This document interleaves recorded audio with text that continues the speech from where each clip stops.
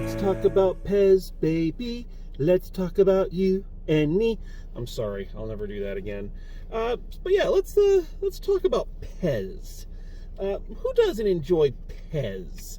You know, colorful characters in fun dispensers. You know, you can get just about anything in Pez. You know, I have a small but very fun collection. I started back when I was working at a theatrical summer camp, and we used to carry Pez dispensers with us to reward the kids with chalky, unpleasant candy when they did something good. You know, it's a very Pavlovian response, you know, but the kids really loved it, and you start becoming very attached to the Pez. The reason I got into collecting is because they would give us Pez, but never characters that I liked. And if I'm going to carry something around for an entire summer, I want it to be something that I enjoyed. So I started picking out my own Pez. And again, a small collection. I wouldn't say I'm crazy about collecting Pez in the same way I am about collecting DVDs. But, you know, when I see a cute one, I pick it up, or it's become a thing that people who know me will find ones and go, ooh, I bet he'd like that, and pick it up. So, you know, they're fun, but there are people for whom the collection of Pez is a massive, massive obsession. And just like with any form of collector, there are going to be those items that are harder to get for one reason or another. They weren't mass-produced, or they were designed and made but decided not to go through with the complete line, or they were produced in Europe but never released officially here in the States. And for those rare Pez, there is a very thriving market, as there is, again, in any form of collecting, for the rare and hard to find. And as in any other field, there will come the people who will find a way to make a buck off of that desire, that supply and demand. And in some cases, more than a buck. In some cases, a thriving criminal empire based on smuggling black market Pez. And thus is the subject of this documentary, The Pez Outlaw, which tells the story of Steve Glew, the world's greatest Pez smuggler, which is a sentence I just said. So yeah, again, I always find it a little difficult to review a documentary because they're framed different than a straight up narrative. So I try to break it down into a couple of major criteria. The first is, does it give me information that I did not otherwise have? And in this case, the answer is an astounding yes. Kermit Pez keeps wanting to escape. But the answer is definitely yes. This is a story that I don't think the general public is in any way, shape, or form aware of. And you're probably not aware of it unless you are not in the bubble of, you know, Pez or maybe rare toy collecting. So right away, this gives you a lot of fun information, and I think that's the best way to describe it. A lot of fun and interesting information.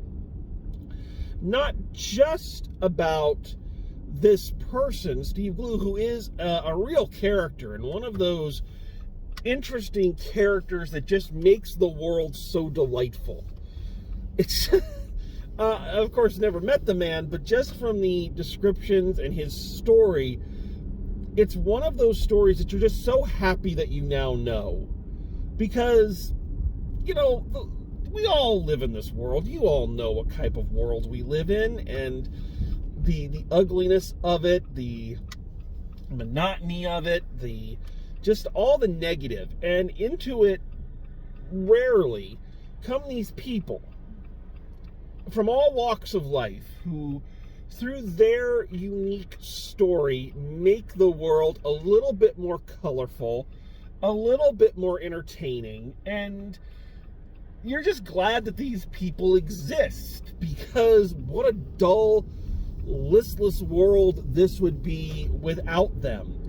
And this guy, in my opinion, is one of those people. This is a story I'm glad I now know. It serves no useful purpose. There are documentaries about way more important things out there. But this is a story I'm glad I know now, because it's just a story that brings so much color to the world. Again, I never thought I would ever say the words black market Pez or the world's greatest Pez smuggler, but now I do, and I cannot be happier for that bizarre little tidbit of knowledge that I now have about this man's life and his complete operation. Before I go further, I won't share everything, but I have to kind of lay this out. So how does one become a Pez smuggler? Well, apparently, long story short, at the time, and I don't know if this is now how it operates, I have a feeling thanks to him it's not, but back in the early 90s, the way the Pez industry ran is that there were two distinct branches. There was Pez USA and Pez International. And the president of Pez USA, the President, that's not my term, that's theirs, would decide which European Pez dispensers would be imported and sold here in the States.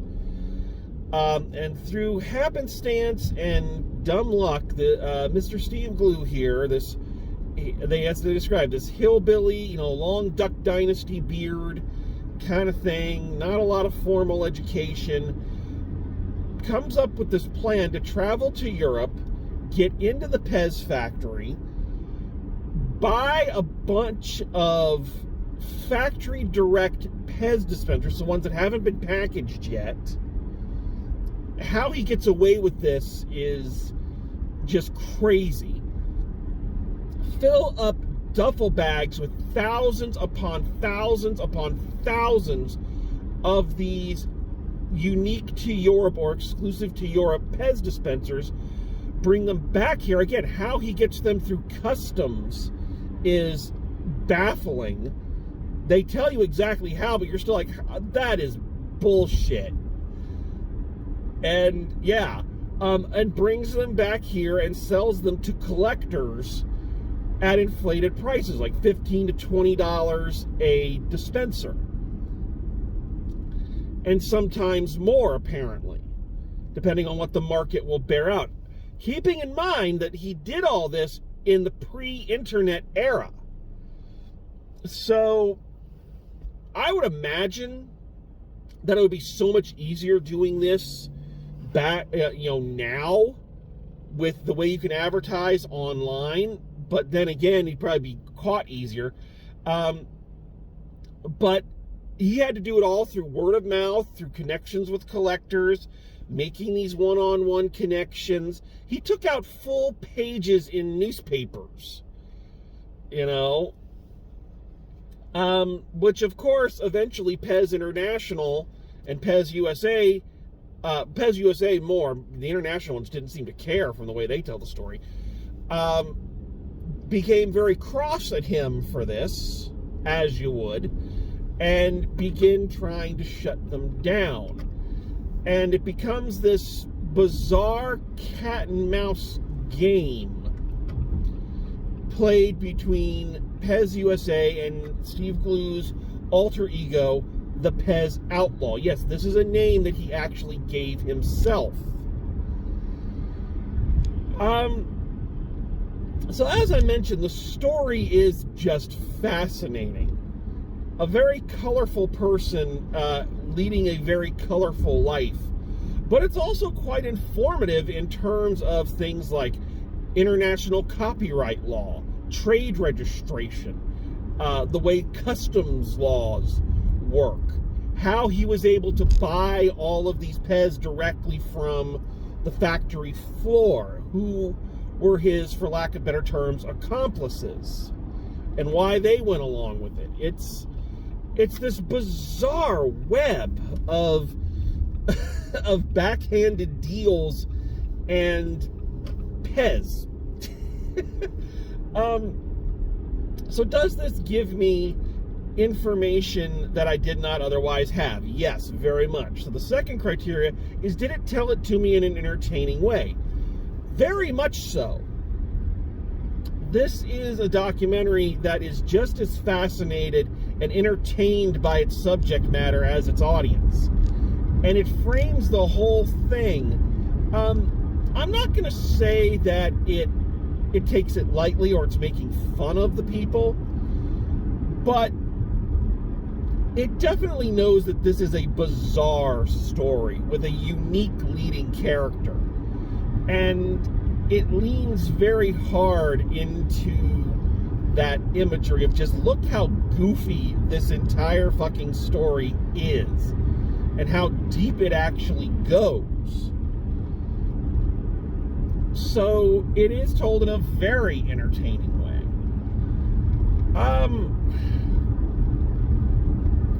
The one thing I will say, and I think the documentary does this, but I don't know if it does it as much as maybe it should have, in my opinion.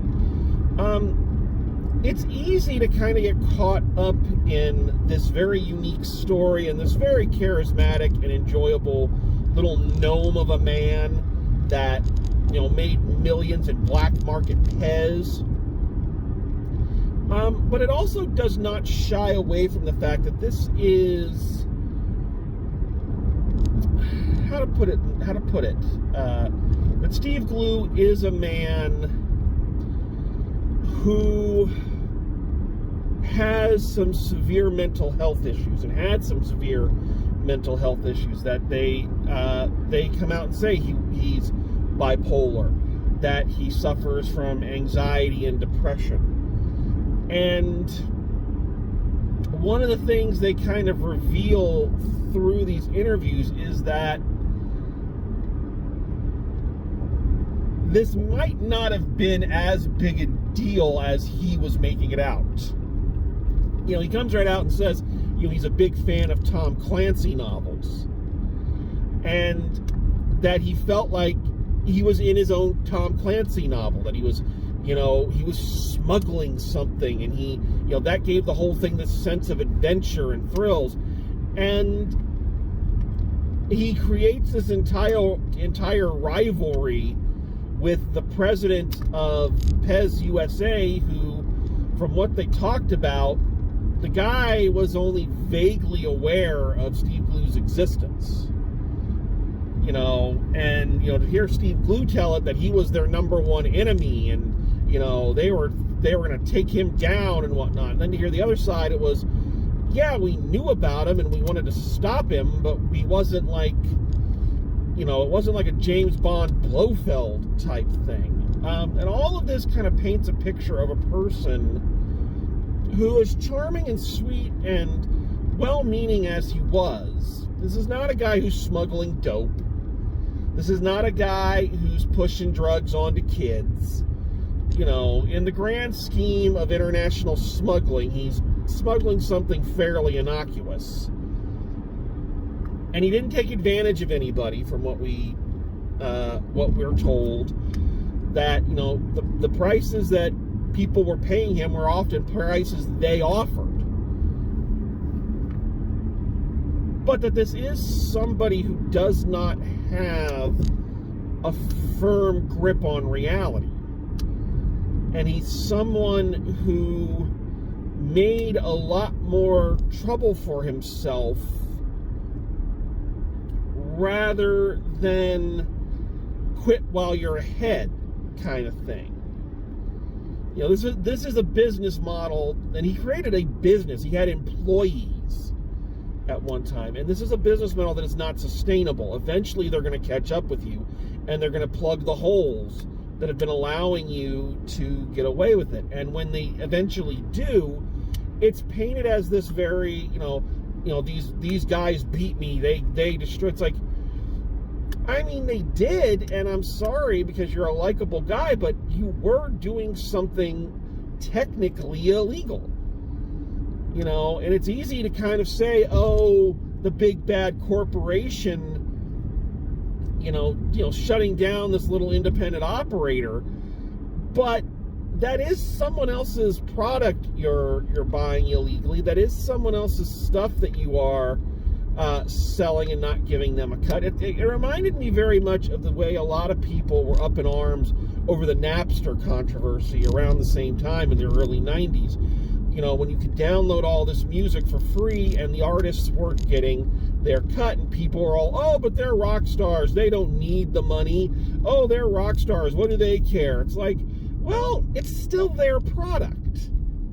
It's still the thing they invented and created, so why shouldn't they be paid for it? If you create something and you're very proud of it and someone else takes it and makes money off it, you're going to be pissed off.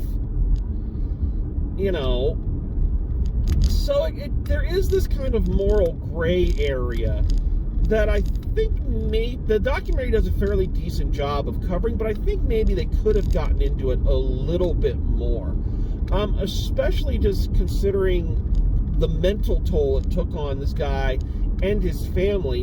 And again, this is mental issues stemming from a situation that he created. He likes to paint the president there as, again, his Blofeld, his John Kreese, his Darth Vader, when in fact, you were the guy who was stealing. So the inevitable fall of this empire, which, again, this was not a sustainable business model, is kind of on you. And they talk about the years of just really the horrible emotional issues that he kind of went through after all this went down. And it is kind of it's one of those documentaries that leads you into it with all the happiness and the goofiness and the unbelievability of the entire situation. But there's a reality to it, a very harsh reality to it that they don't shy away from, but maybe they could have explored a little bit more. Just a little bit. But I will say that in the end, spoiler alert, it all comes out okay. Steve Glew is doing well, and he has, luckily, kind of, as most people hope to do in his situation, he's managed to live long enough to see history kind of come around to him a little bit, and he's become this kind of cult icon in Pez collecting circles and toy collecting circles, and now makes a pretty good living going to conventions and things. So, it feels like there is a happy ending to the story, which I was happy to see. Because, he seems like a nice guy and a fun character, and you want him to end up in a good place, and I think he does. This is a fun documentary. And, again, there are more important documentaries out there. There are more weighty documentaries, but sometimes you need one of these fun ones to just remind you that there are some real characters who inhabit this world, and aren't we all happier that those characters exist, because they fill our lives with stories like these. So final grade for the Pez Outlaw. I've been doing these a lot. I hate to become a one-trick pony, but I just think it's the way it's going. But I'm going a B+ on this one. It was entertaining. It was interesting. It was fun. I think they could have delved into the heavier side of it just a little bit more. Not a lot, just a little. Just to really give you a little bit more context and emotional weight. But on the whole, it's a fun story. I am kind of curious why this wasn't just made into an out-and-out movie, because it seems like this would be a fun movie, like full on. So I challenge somebody to actually make the movie of this guy's life, because I would pay a great deal to see that. So there you have it. So I think if you like crazy stories about this wacky world we live in, the Pez Outlaw is a fun one to look at. So there you go. So thanks for coming along with me. Thanks for joining me. And as always, drive safe, and we will see you at the movies.